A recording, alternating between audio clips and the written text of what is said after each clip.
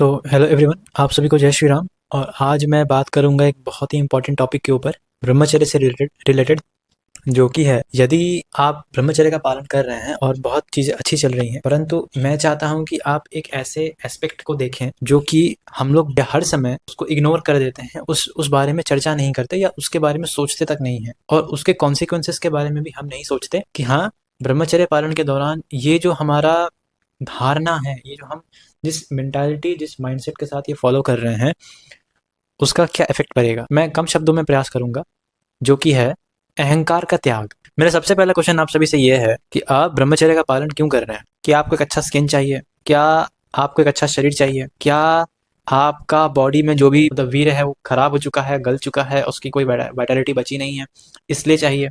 हाँ, जिसकी बहुत खराब हालत है, जिसके अंदर कॉन्फिडेंस नहीं है, जिसकी मसल की ग्रोथ नहीं है, जिसका बॉडी में क्षमता नहीं है, स्टेमिना नहीं है, उसको इन सब चीज़ों का बहुत ज़्यादा ज़रूरत है।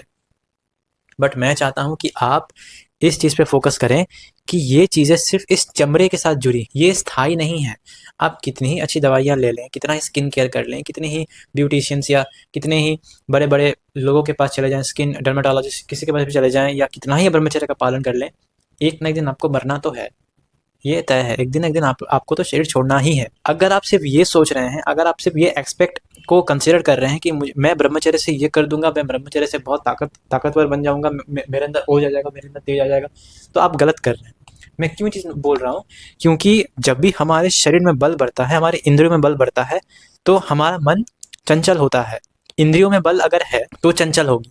जैसे अगर घोड़ा कितनी अच्छी क्वालिटी का हो, अगर सारथी हमारे भगवान कृष्ण जैसा नहीं है, यानी कि योगस्थ बुद्धि वाला नहीं है, विष्णुमति वाला नहीं है, जिसकी खुद की कमांड्स उसके कंट्रोल में है, खुद की कमांड्स उसके कंट्रोल में है, तो वो एक अच्छा सारथी हुआ ना, वो एक अच्छा रथ हाँकने वाला हुआ ना। आप समझ रहे हैं? जो खुद ही चीज को लेके चले कि भाई मैं सब कुछ कर लूंगा, मैं इसका पालन करूंगा, तो मैं ये कर लूंगा, मैं वो कर लूंगा। हाँ, मैंने 30 दिन ब्रह्मचर्य के किया, हाँ मैंने 3 साल ब्रह्मचर्य के किए, मेरे शरीर की ग्रोथ देखो, मेरा शरीर देखो, मेरा ओज देखो, मेरा तेज देखो। इससे आपको ब्रह्मचर्य मतलब उसी समय टूट गया जब आप इसको अहंकार का दृष्टि से इसको देखने लग रहे हैं। तो इसका मतलब आप ब्रह्मचर्य को नहीं समझ रहे हैं, आप बस सीमेंट को रिटर्न कर रहे हैं, उसको बस अपने मसल डेवलपमेंट में इस्तेमाल कर रहे हैं। आपकी कोई स्पिरिचुअल ग्रोथ नहीं होगी। ब्रह्मचर्य का जो एस्पेक्ट है वो मटेरियलिस्टिक 20% ही, और 80% स्पिरिचुअल ग्रोथ होती है। ब्रह्मचर्य ब्रह्म ऊर्जा है। ब्रह्म ऊर्जा का मतलब समझते हैं? उससे तो आपको शरीर के बेनिफिट्स तो होंगे ही, आपका मन शुद्ध होता है, और जिसका मन शुद्ध होता है उसके अंदर अहंकार इतना सा भी नहीं होता। हनुमान जी को देख लीजिए, उन्हें कोई मतलब आप ये नहीं बोल सकते कि हाँ वो महाबली हैं, उनके अंदर मसल पावर ज्यादा है इसलिए वो प्रसिद्ध हैं, उनके अंदर मसल पावर है, स्टेमिना है, उनके अंदर शक्तियां हैं, उड़ सकते हैं, इसलिए वो उतने महान है। नहीं, वो इसलिए उतने महान नहीं है। ये उनका एक एस्पेक्ट है, ये उनका एक क्वालिटी है, ट्रेट है, लेकिन उनका सबसे महान और सबसे कोर गुण क्या है? वो उनमें अहंकार नहीं। वो सदा राम भजन में रहते हैं। राम जी का जो नाम का रस उनके अंदर है, वो बहुत हम्बल है, बहुत स्वीट है, यद्यपि वो महाबलशाली है। कि यदि आप ज्यादा अहंकार करेंगे, ज्यादा शरीर के लेवल पर सोचेंगे, तो ब्रह्मचर्य आपका कभी फलित नहीं होगा। इसके बारे में सोचिए कि ब्रह्मचर्य से मिलने वाला जितना भी एसेट्स है, जितना भी एडवांटेजेस है, कृपया उसको अपने मन से स्वीकार ना कीजिए, उसे बस आने जाने दीजिए। यदि आप अपने शरीर के लेवल तक ही फंस के रह जाएंगे, क्या होगा ना कि लॉन्ग टर्म में आप एक बहुत बड़े गड्ढे में गिरने जा रहे हैं। ये आपको कोई नहीं बताएगा। सब बोलेंगे कि हाँ कर लो, 30 दिन कर लो, 75 डे हार्ड कर लो, 5 दिन कर लो, 10 दिन कर लो, 1 महीना कर लो, 1 साल कर लो। कोई आपको ये नहीं बोलेगा कि भाई अहंकार कम करो। या तो मेरी उसकी लाइट चली गई थी। बट कोई आपको ये नहीं बोलेगा कि नहीं, अहंकार का त्याग करो। सबसे पहले अहंकार का त्याग करो। मसल बनाओ मत बनाओ, चाहे कुछ भी करो, बट सबसे पहले अहंकार का त्याग करो। अगर आपका मन गंदा है ना, तो आप कुछ भी करेंगे आपको फलित नहीं होगा।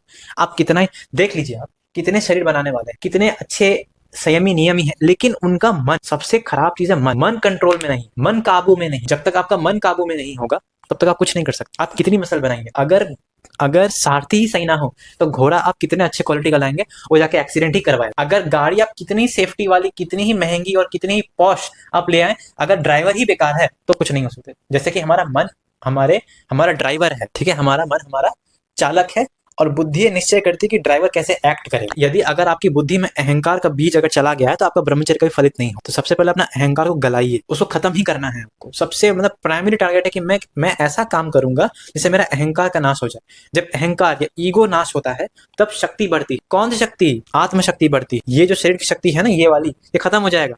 एक काम करो, अभी तुम शरीर बनाओ, 30 दिन तक अच्छे से चलो, मैं तुमको एक टैबलेट देता हूँ, ठीक है? जुलाब की, तुम्हारा सारा शक्ति बाथरूम के जरिए निकल जाएगा। फिर से उठ खड़ा होने का वो ताकत कौन देता है? आत्मबल देता है। जिंदगी में अगर डाउनफॉल आ जाए तो आपकी शरीर की शक्ति हेल्प नहीं करेगी, आपकी आत्मशक्ति हेल्प करेगी।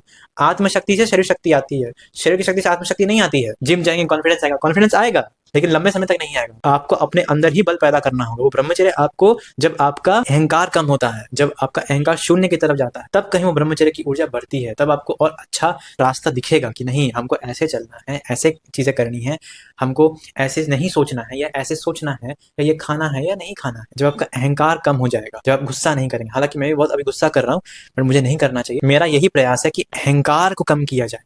सबसे ज्यादा जरूरी है अहंकार कम करना। अगर आप अहंकार कीजिएगा, अगर आप ये सोचिएगा कि भाई मैंने तो ये कर लिया, मैंने तो वो कर लिया, तो कोई मतलब वो भगवान स्वीकार नहीं करेंगे, नहीं स्वीकार करेंगे। भगवान को इससे फर्क नहीं पड़ता कि आप कैसे हैं, क्या है क्या नहीं है। उनको बस एक ही चीज पसंद नहीं हुआ है, अहंकार। अहंकार उनको पसंद नहीं, दम भी पसंद नहीं। वो लाइन आपने सुना होगा, मैं एक तो चीज कोट करना चाहूंगा, निर्मल मंजन सो मोहि पावा, मोहि कपट छल छिद्र न भावा। मोहि कपट, कपट अहंकार, अहंकारी कपट करता है, कपट छल छिद्र न भावा, नहीं भाता। वो ये नहीं कहा मुझे कामी ना भावा, मुझे क्रोधी ना भावा, ऐसा नहीं। कपट छल छिद्र न भाव, उसके अलावा जो भी हो मेरे शरण में आ जाए, कोई दिक्कत नहीं। तो ये स्टेटमेंट भगवान स्वयं दे रहे हैं, ठीक है। तो दम्भी ना बनिए, अहंकारी ना बनिए। कोशिश कीजिएगा जो भी आपको ब्रह्मचर्य से जो भी आपको एसेट्स मिल रहे हैं, जो भी आपको एडवांटेज मिल रहा है, जो आपको बेनिफिट्स मिल रहे हैं, वो सब आप भगवान के चरणों में समर्पित कर दें कि ये लीजिए, ये सब आपका। ये बॉडी बनाई आपका, मैंने अच्छे से अपना ग्रूम किया आपका, मैंने अच्छी चीजें खाई पहनी, जो भी है सब आपका। मेरे को अहंकार मत दीजिए, मेरे को अपना भक्ति प्रदान कर दीजिए, मेरे को भक्ति दे दो प्रभु। ऐसे प्रार्थना किया जाता है, ऐसे ब्रह्मचर्य में चला जाता है। इसलिए जो लोग संयमी है ना, जो जिनको आप देख रहे हैं कि भाई इनका बहुत टाइम चल रही है, वो अहंकार नहीं करेंगे। सच्चा जो ब्रह्मचारी होगा वो अहंकार नहीं करेगा। अहंकार नहीं करोगे, अपने शरीर या अपने शरीर की सुख बुद्धि में नहीं रहोगे, तो कहीं जाके तुम्हारे अंदर मातृत्व या किसी के प्रति बहन की भावना, माँ की भावना, भाई की भावना, पिता जैसा सम्मान, वो आपके मन में आएगा जब आपका अहंकार शून्य होगा, जब आप बॉडीली चीजों पे नहीं सोचोगे। तो ये चीजें जो हमारे समाज में खत्म होती जा रही है। ब्रह्मचर्य तो खत्म ही हो रहा है, लेकिन उससे जो बड़ा, सबसे बड़ा एसेट है निरअहंकारता। जो निरअहंकारी होगा वो ब्रह्मचारी बन ही जाएगा, ठीक है। तो कृपया आप इस बात को समझिए, इस रहस्य को समझिए, इसको अपने जीवन में उतारिए। मैं भी प्रयास कर रहा हूँ, आप भी प्रयास कीजिए। मुझे यही बोलना था। थैंक यू सो मच कि आपने मुझे समय दिया। इसको अपने जीवन में उतारिए। भगवान कृपा हम सब पर बनी रहे और हम ऐसे ही ब्रह्मचर्य का पालन करते रहे। मैं आपसे विदा लेता हूँ। हम लोग फिर से मिलेंगे किसी और वीडियो में और ब्रह्मचर्य की और भी टॉपिक्स को हम लोग कवर करेंगे। चलिए, थैंक यू, जय श्री राम।